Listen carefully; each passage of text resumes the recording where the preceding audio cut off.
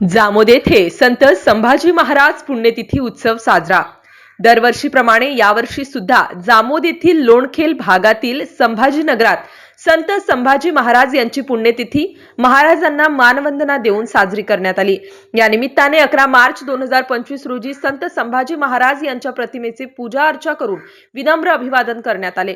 त्यानंतर रात्री 7 वाजेपासून 21 क्विंटल ज्वारीच्या भाकरी व उडदाच्या डाळीच्या वरणाच्या महाप्रसादाचा कार्यक्रम संपन्न झाला। यावेळी संत संभाजी महाराज यांचे दर्शनास व महाप्रसादाकरिता सर्वच राजकीय पक्षाच्या नेते मंडळींनी उपस्थित राहून दर्शनाचा व महाप्रसादाचा लाभ घेतला। त्यानंतर रात्रभर बाहेरगावच्या भजनी मंडळाचा कार्यक्रम पार पडला।